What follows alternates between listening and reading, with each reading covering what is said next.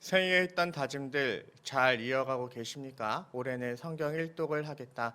올해는 큐티를 한 번도 빠지지 않고 하겠다 다짐했던 그 시간이 이제 3주째에 접어들었는데요. 얼마나 잘 하고 있을지 모르겠습니다. 저도 어렸을 때는 성경을 보고 큐티를 하는 것이 되게 어려웠어요. 성경을 보는 것이 고시조를 읽는 듯한 하얀 것은 종이요, 검은 것은 글씨를 그와 같은 아무 느낌 없이 그냥 읽을 수는 있으나 그 뜻을 몰랐던 그와 같은 마음으로 그와 같은 모습으로 성경을 보고 또한 묵상했던 적이 있는데요. 그러나 감사한 것은 그때 그럼에도 불구하고 꾸준히 말씀을 보고 묵상했던 것들, 그 속에서 고민했던 것들, 하나님께서 하나하나 답을 주시면서 나의 신앙의 성장함을 느끼게 하시더라고요. 그래서 성경 공부할 때마다 이야기를 합니다. 지금은 구슬을 모으는 시기라고. 구슬을 많이 모아 놓으면 하나님께서 어느 순간에 그것을 하나하나 엮어서 좋은 선물을 주실 때가 올 거라고. 진정 그와 같은 하나님을 기대하며 다시금 결단하고 말씀을 묵상하는 자리에, 성경을 읽는 자리에, 또한 큐티하는 자리에 서는 우리 청년들 되기를 원합니다. 올 한 해 이제 1월 중반이 흐르고 있는데요. 이 속에서 다시금 결단하며 하나님께서 주셨던 결단, 그 결단을 끝까지 이어가는 우리 모든 평내교회 청년들 되기를 원합니다. 제가 이와 같이 이야기하며 오늘 설교를 시작하는 이유는 이 본문 또한 그와 같이 어렵던, 이해되지 않았던 본문 중 하나였기 때문인데요. 오늘 본문의 주인공은 누구입니까? 오늘 본문의 주인공은 노아입니다. 노아는 홍수 후에 무엇을 행합니까? 포도를 가꿔요. 포도원을 만듭니다. 포도를 기르는 농부가 되죠. 그렇게 노아는 스스로 가꾼 포도로 포도주를 만들고 그것을 마시며 삽니다. 하루는 포도주를 얼마나 마셨던지 장막에 벌거벗은 채 누워 있었습니다. 이런 노아를 가장 먼저 발견한 자가 누굽니까? 바로 그의 둘째 아들 함입니다. 이를 본 함은 어떻게 합니까? 이를 보고요, 두 형제에게 알립니다. 그리고 두 형제들은 어떻게 행합니까? 23절입니다. 셈과 야벳이 옷을 가져다가 자기들의 어깨에 메고 뒷걸음쳐 들어가서 그들의 아버지의 하체를 덮었으며 그들이 얼굴을 돌이키고 그들의 아버지의 하체를 보지 아니하였더라.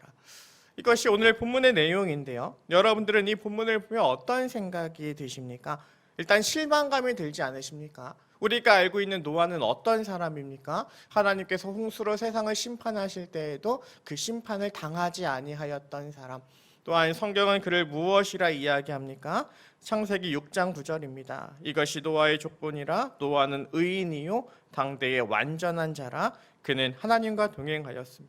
우리가 성경에서 볼 수 있는 노아는 어떤 사람입니까? 완전한 자예요. 하나님 앞에서 의인입니다. 그렇게 하나님께서 온 세상을 심판하실 때 그 속에서 홀로 살아남았던, 그렇게 하나님의 사랑을 받았던, 은혜를 받았던, 또한 그와 같이 의로웠던 사람이 바로 이 노아예요.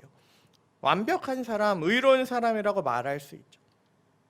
그런데 오늘 본문에서 이 노아가 어떤 일을 행합니까? 추한 모습을 보입니다. 포도 농사를 짓고 포도주를 먹고 취하여 벌거벗은 모습으로 자녀들 앞에 흉한 모습으로 서요. 그리고 성경은 그 이유를 9장 20절에서 이와 같이 이야기합니다. 노아가 농사를 시작하여 포도나무를 심었더니. 그 이유를 말한다고 하는데 그 이유가 잘 나오지 않죠. 우리나라 성경은 원어의 느낌을 잘 살리지 못했는데요. 이 9장 20절을 원어를 직역하면 이러합니다. 노아는 흙의 사람이다. 그가 포도원을 경작하기 시작했다. 그리고 영어 성경 NIV 성경은 이것을 그대로 원어를 살려서 번역했는데요. NIV 성경은 이렇게 되어 있습니다. Noah, a man of soil, proceeded to plant a vineyard. 노아, a man of the soil. 쉽죠? 노아는 그 흙의 사람이다. 즉 노아가 술에 취하여 벗고 있었던 이유가 무엇입니까? 그가 흙의 사람, 더 엄밀히 말한다면 흙으로 돌아갈 사람, 흙으로 돌아갈 죄인이었기 때문입니다. 하나님께서 인정하시는 의인이었지만 그러나 그 역시 흙으로 돌아갈 육신을 입고 있었던 연약한 사람에 불과했다라는 거죠. 오늘 성경은 다시금 아담의 타락 이후에 하나님께서 주셨던 말씀, 너는 흙에서 왔으니 흙으로 돌아갈지어다라고 하셨던 그 말씀을 노아에게 이야기함으로 노아가 또한 어떤 사람인지를 이야기하고 있어요. 진정이를 바라볼 수 있는 지혜가 있기를 원합니다. 노아가 의인이었다고 해도 홍수 때에 홀로 살아남았던, 하나님의 보실 때 의인이었다고 해도 또한 그도 죄인에 불과함을 바라볼 수 있는 지혜가 있기를 원해요. 또한 이 속에 담긴 은혜를 바라볼 수 있는 은혜가 우리 가운데 있기를 원해요. 이 속에 담긴 은혜는 무엇입니까? 노아가 죄인이었음에도 불구하고 하나님께 의롭다함을 받고 홍수에서 구원받았다라는 거죠.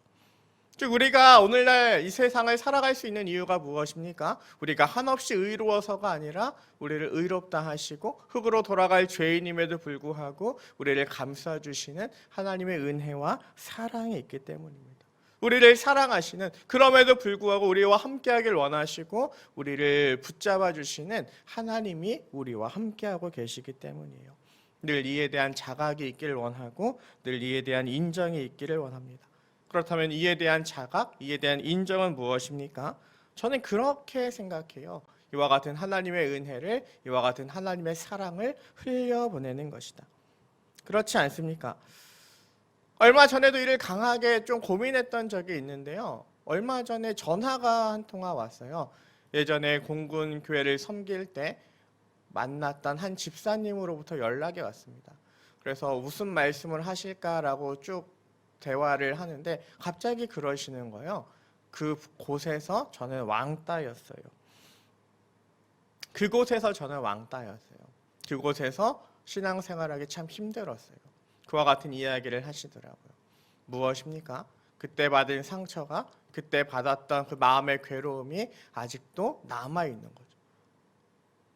5년 전이에요. 5년 전의 일임에도 불구하고 그때의 그 아팠던 마음이, 그때의 안 좋았던 마음이 여전히 그 집사님을 사로잡아 가고 있었던 겁니다. 그런 생각이 들더라고요. 아직도 교회에서 하나님의 사랑을 계속해서 들었음에도 불구하고 아직도 그것이 해결되지 않았다니 참 슬펐어요. 어떻게 매주마다 또한 매일마다 하나님의 사랑을, 그 은혜를 묵상하는데 그 은혜로 해결되지 않았을까? 무슨 말인지 아시겠죠?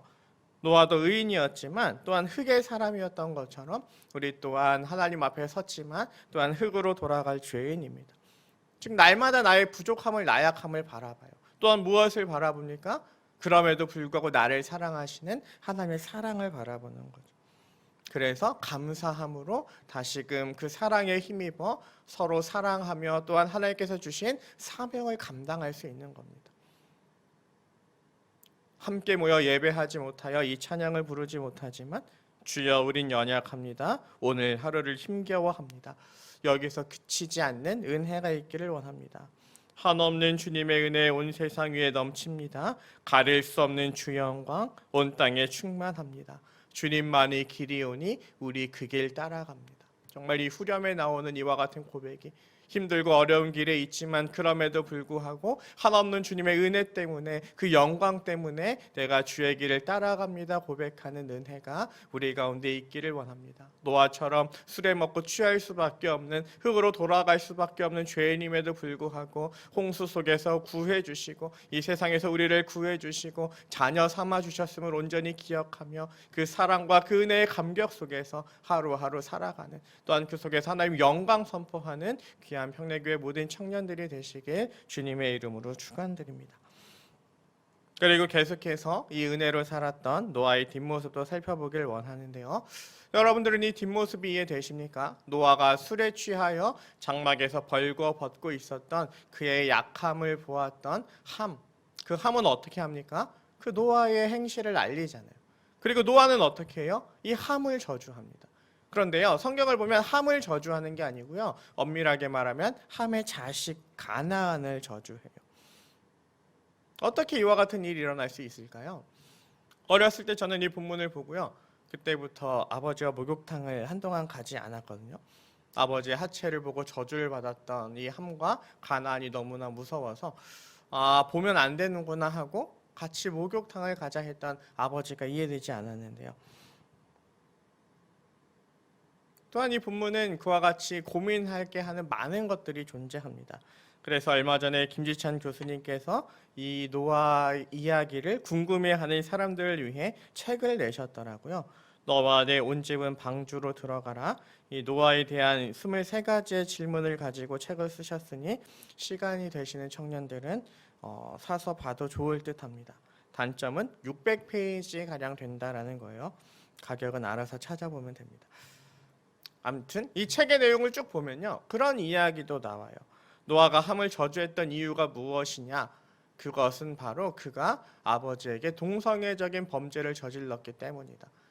그러니까 우리가 익히 들어서 알고 있잖아요. 우리가 알다라는 단어에 또한 성적인 것이 포함되어 마리아가 천사에게, 가브리엘 천사에게 나는 남자를 알지 못합니다 할 때 그 알지 못한다라는 것이 남자와 성관계를 맺지 않았습니다라는 것을 의미한다라는 것 익히 들어 잘 알고 있지 않습니까? 또한 보다라는 단어에도 이와 같은 의미가 있대요. 성적인 의미가 있어서 아버지의 하체를 보았다가 아버지 하체를 범했다. 그렇게 아버지와 동성애를 했다. 그래서 함을 저주했다라고 해석하는 사람들이 있는데요. 그럼에도 불구하고 이 해석도 또한 약점이 있는 것은, 그렇다면 왜 함을 저주해야지 그의 아들 가나안을 저주했는가 하는 것에 있습니다. 즉 이 본문에는요, 해석하기 힘들게 하는 많은 것들이 존재해요. 그래서 앞서 설명한 김지찬 교수님의 책에서 이 난점들을 하나하나 설명하고 교수님의 결론은 이거였습니다. 그냥 문자 그대로 노아가 하체를 바라봄을 생각해야 한다. 그냥 문자 그대로 노아의 하체를 보고 가서 이야기했음을 바라보아야 한다. 그리고 저도 이 해석에 동의해요. 이것에 더 의견을 붙이는 것은 위험해 보입니다. 이에 대하여 궁금하신 분들은 개인적으로 찾아오거나 직접 책을 찾아보거나 하면 되고요. 일단 김지찬 교수님의 결론처럼 문자 그대로 하체를 보는 것으로 한정짓고 본문을 더 생각해 봅시다. 여러분들은 이에 대하여 어떤 생각을 가지고 계십니까? 하체를 보는 것이 무엇이기에 함은 저주를 받고 셈과 야벳은 그것을 보지 않기 위해 뒷걸음질 쳐서 들어갈까요? 이 속에 담긴 진정한 의미는 무엇일까요? 이 의미가 무엇이길래 함이 아닌 그의 아들 가나안이 저주를 받을까요? 일단 공평하게 논리적으로 생각해 봅시다. 여러분들이 볼 때 이 사건에서 잘못한 사람은 누구입니까? 누가 잘못을 행했습니까? 저주받은 가나안입니까? 아니면 이를 보고 다녔던 함입니까? 우리가 생각할 때 이 본문에서 가장 잘못한 사람은요, 노아예요. 노아가 먼저 포도주를 취할 정도로 마시지 않았다면, 그리고 발가벗고 누워있지 않았다면 이와 같은 일은 일어나지 않았을 것입니다. 하지만 노아는 이 속에서 어떻게 행합니까? 9장 25절에서 27절입니다. 가나안은 저주를 받아 그의 형제의 종들의 종이 되기를 원하노라 하고 또 이르되 셈이 하나님 여호와를 찬송하리로다. 가나안은 셈의 종이 되고 하나님이 야벳을 창대하게 하사 셈의 장막에 거하게 하시고 가나안은 그의 종이 되게 하시기를 원하노라. 이 일로 인해 함을 책망하며 그의 아들 가나안을 저주하는데요. 왜 노아는 가나안을 저주할까요? 더 나아가 어려운 것은 그 다음이죠. 노아가 이와 같이 잘못했다면, 포도주를 먹고 취하여 실수하여 이와 같은 일들을 벌였다면 여러분들이 하나님이라면 어떻게 하실 것 같아요? 야, 그래도 가나안을 저주하는 것은 좀 아니지 않니? 잘못은 네가 한 거잖아 하고 노아를 책망하실 것 같은데, 네가 홧김에 그와 같이 저주하면 어떻게 해 하고 노아를 말리실 것 같은데, 하나님은 어떻게 하십니까? 이와 같은 노아의 저주를 그대로 인정해 주십니다. 노아의 손을 들어주세요. 잘못한 것도 노아고 혈기로 화를 내며 함뿐만 아니라 함의 아들 가나안을 저주한 것도 노아인데, 하나님은 그 노아의 말대로 가나안을 저주하십니다. 이처럼 하나님께서 노아의 손을 들어주시는 이유는 무엇일까요? 김지찬 교수님은 이를 설명하기 위해 책에서 한 책을 인용하시는데요. 그 책은 프랑스 정신분석학자인 필리프 줄리앵이 아버지의 존재에 대해 분석한 노아의 외투란 책입니다. 이 책은 정신분석학적으로 이제 노아를 설명했는데요. 그 정신분석학자들에 의하면 만취하여 벌거벗고 잠든 아들 함이 복격한 노아는 실제 하는 아버지의 모습이다라고 이야기를 해요. 실제 하는, 실존하는 아버지의 모습이었다. 즉 아버지의 본 모습, 힘도 없고 자제력도 잃은 불완전한 인간의 모습을 함이 바라보았다라는 거죠. 불완전하고 힘도 없고 연약한 아버지의 본래의 모습을 발견했다. 그런데 함은 어떻게 합니까? 그 아버지의 허물을, 아버지의 약점을 어떻게 합니까? 덮어주지 않습니다. 불완전한 아버지를 보고도 아무런 조치도 취하지 않고요. 오히려 이것을 형제들에게 알려요. 반면에 셈과 야벳은 어떻게 합니까? 셈과 야벳은 아버지의 불완전함을 가릴 수 있도록 외투로 덮어줍니다. 그렇게 뒷걸음질 쳐 들어가서 그것을 그 누구에게도 알리지 않고 또한 보지 않은 채 그것을, 그 허물을 덮어주죠. 그렇게 치부를 가리고 아버지의 위엄을 세워줍니다. 함은 불완전한 아버지의 모습에 그 어떤 것도 해주지 않으며 오히려 이것을 폭로하지만 셈과 야벳은 그것을 가리고 아버지를 존경하는 모습을 보이죠. 좀 우리 말로 좀 쉽게 설명하면 이런 거예요. 여러분들 부모님에 대해 어떤 마음, 어떤 감정을 가지고 계십니까? 어렸을 때 부모님은 어떤 존재예요? 슈퍼맨 같은 존재. 아빠 저거 사주세요 하면 사주고, 나 이거 하고 싶어요 하면 하고, 팔씨름을 해도 절대로 이길 수 없는 어마어마한 괴력을 또한 가지고 있는 존재. 그래서 늘 의지하고 옆에 없으면 불안하고 늘 무엇인가를 요구하는 그와 같은 존재가 부모, 아버지이지 않습니까? 그러니까 어렸을 때 아버지를 보는 눈은요 엄청나게 높아요. 부모님을 대하는 태도는요 정말 전적 의존입니다. 그런데 시간이 지나면 지날수록 어떻게 됩니까? 머리가 크면 클수록, 많은 것을 배우면 배울수록, 예전에는 모든 수학 문제를 풀 수 있을 것 같은 부모님이 그 문제를 못 푸는 것을 발견하고, 예전에는 모든 것을 할 수 있을 것 같은 부모님이 실제로는 그렇지 않음을 발견하고, 그 연약함이 보일 때 어떻게 되는 거예요? 시간이 지날수록 그와 같은 것이 보이기 시작할 때 어떻게 됩니까? 반항이 시작되는 거죠. 나 같으면 이렇게 하지 않을 텐데 하고 하나하나 불만이 쌓이기 시작합니다. 그렇게 부모님이 어떤 분이신지를 알게 되죠. 그렇게 슈퍼맨 같았던 부모님이 연약한 한 명의 인간에 불과했다는 것을 아는 것, 그것이 지금 여러분들의 상황 아닙니까? 정신분석학자들은요, 이와 같이 부모의 치부를 보게 된 것, 부모의 약점을 보게 된 것, 한계를 보게 된 것이 바로 이 노아의 상황과 같다라고 이야기를 해요. 즉 무엇입니까? 셈과 함과 야벳이 아버지의 실체를, 아버지의 겉모습을, 본모습을 보기 시작했다라는 거죠. 그런데 이를 본 자녀들의 모습에 차이가 있습니다. 함은 어떻게 합니까? 그 아버지의 실체를, 약함을 덮어주지 않아요. 그리고 그것을 어떻게 합니까? 폭로합니다. 그런데 셈과 야벳은 어떻게 합니까? 뒷걸음질 쳐 들어가죠. 그러니까 아버지의 치부를 보지 않습니다. 아버지의 연약함을 그냥 덮어줘요. 뒷걸음질 쳐 들어가서 그 치부를 가립니다. 쉽게 말하면 어떤 의미냐면요. 함은 아버지를 인정하지 않아요. 아버지의 약점을 이야기하며 아버지는 이와 같은 사람에 불과했어라고 아버지를 깎아내린다면, 셈과 야벳은 어떻게 하는 거예요? 그럼에도 불구하고 아버지니까, 그럼에도 불구하고 우리와 함께하는, 나를 낳아주신 부모니까 하고 노아를 존경하고 있는 겁니다. 저는 그런 생각이 들더라고요. 그래서 노아가 가나안을 저주했구나. 무슨 말인지 이해되세요? 너도 한번 느껴봐. 나의 연약함으로 자녀가 나를 대적할 때 그 마음이 어떠한지, 부모의 권위를 인정하지 않고 부모를 무시할 때 그 마음이 어떠한지 너도 한번 느껴봐. 그렇게 누구를 저주했다고요? 가나안을 저주했다고요. 우리나라 말로는 이런 표현이 가장 맞을 것 같아요. 너도 너 같은 자식 한번 낳아봐. 너도 너랑 똑같은 자식 한번 낳아서 지금 이 행한 대로 한번 당해봐. 약간 그런 뉘앙스라고 보시면 됩니다. 그러니까 셈과 야벳은 노아를 존경했지만 자신을 존경하지 않는, 그리고 자신의 치부를 떠벌리고 다니는 그 함을 향하여 노아가 함의 아들 가나안을 저주했던 이유는 바로 여기에 있는 거죠. 진정 이 속에 담긴 하나님의 마음이 무엇인지 온전히 바라볼 수 있는 은혜가 있기를 원합니다. 하나님의 마음은 무엇입니까? 노아가 이와 같이 혈기를 부렸음에도 불구하고 가나안을 저주했음에도 불구하고 그것을 인정했던 이유는 뭐예요? 하나님은 다 아셔요. 그들이 어떠한 사람인지, 얼마나 연약한 사람인지. 그래서 어떻게 하길 원하셨던 거예요?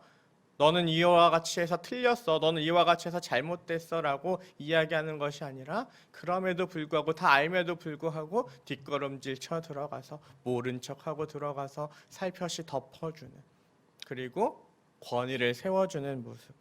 어찌 보면 하나님은 이와 같은 모습이 그들 가운데 그 노아의 가정 가운데 있길 원하셔서 그 저주를 또한 노아의 선포를 그대로 행해 주셨던 것은 아닐까요? 저는 이와 같은 하나님의 마음이 가장 잘 나타나 있는 구절이 이 구절이라 생각해요. 창세기 8장 21절에서 22절입니다. 여호와께서 그 향기를 받으시고 그 중심에 이르시되 내가 다시는 사람으로 말미암아 땅을 저주하지 아니하리니 이는 사람의 마음이 계획하는 바가 어려서부터 악함이라. 내가 전에 행한 것 같이 모든 생물을 다시 멸하지 아니하리니 땅이 있을 동안에는 심음과 거듭과 추위와 더위와 여름과 겨울과 낮과 밤이 쉬지 아니하리라. 여러분들, 하나님께서 다시 세상을 심판하지 않으시는 이유는 무엇입니까? 사람들이 정신 차려서 다시는 심판하지 않을 거야 말씀하시나요? 한번 내가 물로 심판했더니 쟤들이 한번 듣고 알아들어서 내 심판을 보고 그들이 알아들어서 내가 너희를 이제 멸하지 않을 거야 하나님께서 약속하시는 것입니까? 그렇게 무지개를 주신 거예요? 아니죠. 하나님은 무엇이라 말씀하십니까? 사람의 마음에 계획하는 바가 어려서부터 악해. 그래서 어떻게 하신대요? 저주하지 않으신대요. 뭐가 앞뒤가 안 맞잖아요. 전에는 어려서부터 마음에 계획하는 것이 악하니까 내가 이제 저주하지 않을 거야. 내가 이제 심판하지 않을 거야. 무슨 말인지 이해되세요? 이런 거예요. 쟤 해도 안 돼. 쟤 해도 안 변해. 그래서 어떻게 하신대요? 내가 변할 거야. 쟤 어려서부터 생각하는 게 늘 저 모양 저 꼴이니 그냥 내가 포기하지 뭐. 내가 맞춰 살지 뭐. 약간 이런 거예요. 사람의 마음에 계획하는 바가 너무나 악해서 이렇게 심판을 해도 다시금 흙으로 돌아갈 죄인들이어서 흙에 속한 자의 모습을 계속해서 행할 거여서 하나님께서 어떻게 하신대요? 그냥 무지개를 보고 참으신대요. 무지개를 보고 내가 한번 했으니까 그래도 정신 차리겠지 하고 하나님께서 눈 감아 주신대요. 쭉 노아와 그의 아들들은 알았을 거예요. 무지개를 두시는 계속해서 흙으로 돌아갈 존재임에도 불구하고 무지개를 두시며 참으시는 하나님의 마음이 무엇인지 알았을 겁니다. 그리고 이 속에서 다시 노아의 가족을 바라봅시다. 그럼 노아의 가족은 무엇을 생각해야 돼요? 내가 홍수로 죽었던 수많은 사람들보다 많이 뛰어나지 않음에도 불구하고 내가 그들처럼 심판을 받을 만한 죄인임에도 불구하고 내가 지금 살아있는 이유는 뭐예요? 하나님께서 은혜를 베푸셨기 때문이죠. 그러면 어떻게 살아야 되는 거예요? 죄악된 모습을 볼 때마다 나의 연약함을 볼 때마다 그럼에도 불구하고 하나님은 나를 사랑하셔 하나님께서 나를 사랑하셔서 나를 구원하셔서 내가 지금 살아있는 거예요. 그 속에서 뭐가 생길까요? 은혜가 생길 거예요. 감사가 생길 거예요. 그럼 하나님은 그 감사를 어떻게 하길 원하셨던 거예요? 사람들에게 베풀며 살길 원하셨던 거죠. 쉽게 말하면 이런 거예요. 지금 아버지 노아가 하나님께 의롭다함을 받았던 노아가 뭐 하고 있어요? 술에 취해서 벌거벗고 누워 있어요. 그럼 여기서 어떤 생각을 해야 되는 거예요? 나 또한 저와 같이 술에 취하여 벌거벗고 있는 사람이지만 그렇게 할 수 있는 사람이지만 그럼에도 불구하고 하나님께서 은혜를 주셔서 저렇게 홍수로 쓸려 나간 다 죽어간 사람들과 달리 나에게 은혜를 주셔서 내가 살아있으니까 내가 이 아버지를 어떻게 할 거야? 그럼에도 불구하고 존경할 거야. 사람의 행위가 어려서부터 악하지만 그럼에도 불구하고 심판을 내리시지 않는다 약속하셨던 하나님의 마음을 내가 알아서 그 은혜를 알아서 내가 어떻게 할 거야? 그럼에도 불구하고 나 또한 아버지를 존경할 거예요. 즉 셈과 야벳에게 보였던 태도는 이와 같은 태도인 거죠. 하나님께서 베푸신 은혜를 그대로 베푸는 모습들이 아버지를 존경하는 모습이 그 가운데 있었던 거예요. 하나님께 받은 은혜를 흘려보내는 모습들이 그 가운데 있었던 것입니다. 하지만 함은 뭐예요? 아버지의 허물을 보고 덮어주지 않고요. 그것을 폭로하죠. 논리적으로 보면 함이 맞을 수 있어요. 왜요? 진실을 얘기했으니까. 노아가 범죄한 것이 사실이니까. 하지만 하나님께서 함의 아들 가나안을 저주하셨던 이유는 무엇입니까? 진실을 이야기했지만 그 속에 뭐가 없어서? 아버지를 향한 존경이 없어서, 아버지를 향한 사랑이 없어서, 더 엄밀히 말하면 하나님의 은혜가 그 속에 거하지 않아서, 그 은혜가 흘러나가지 않아서. 우리는 이와 같은 하나님의 마음을 성경에서 바라보지 않습니까? 하나님께서 말씀하신 예화는 뭐예요? 주님께서 말씀해 주신 예화는 무엇입니까? 1만 달란트 빚진 자의 예화죠. 1만 달란트 빚진 자, 왕이 그 빚을 탕감해 줍니다. 어마어마한 은혜를 받았어요. 그런데 그 사람은 자신에게 100다나리온 빚진 자에게 어떻게 행합니까? 그 빚을 탕감해 줍니까? 아니요, 갚으라 소리치죠. 자신이 어마어마한 은혜를 받았음에도 불구하고 그 은혜를 흘려버리지 못합니다. 그래서 하나님은 어떻게 하세요? 그 예화 속에서 주님은 어떤 말씀을 주십니까? 그 사람을 다시 불러와서 탕감해 줬던 빚을 다시 갚으라 하시죠.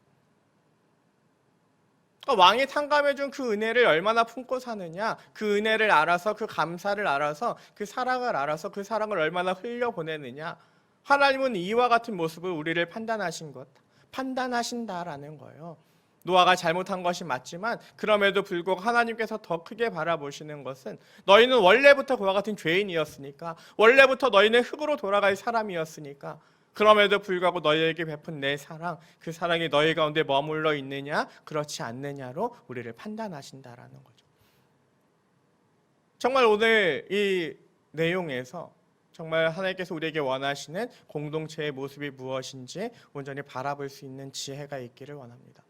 하나님께서 원하시는 공동체의 모습은 무엇입니까?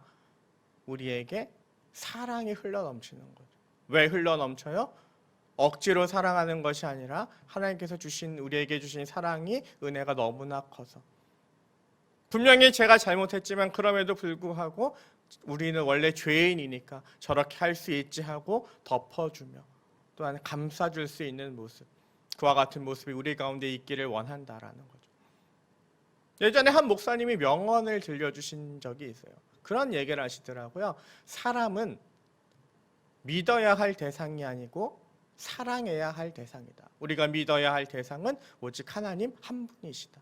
우리는 하나님 한 분만을 믿고 다른 사람들은 사랑하는 존재이다. 사람을 믿지 마세요. 언제 흙으로 돌아갈지 몰라요. 언제 흙에 속한 자의 모습을 행할지 모릅니다. 그 사람의 흙에 속한 모습 사이에 행동을 할 때마다 우리는 무엇을 생각하는 거예요? 그럼에도 불구하고 하나님께서 너를 사랑하셔. 그리고 나 또한 흙으로 돌아갈 흙에 속한 사람임에도 불구하고 나를 사랑하셔. 그 사랑 때문에, 은혜 때문에 그 허물을 덮어줄 수 있고 또한 그를 품어줄 수 있는 것, 뒷걸음질쳐 모른 채 하며 덮어줄 수 있는 것, 그와 같은 모습이 우리 가운데 있어야 한다라는 거죠. 진짜 이와 같은 삶을 살아가는 우리 청년들 되기를 원합니다. 상처받아도 상처받지 말고 원래 그런 거야 라고 흘려보낼 수 있는, 원래 사람은 죄인이어서 이런 거야 라고 넘길 수 있는 여러분들 되기를 원합니다.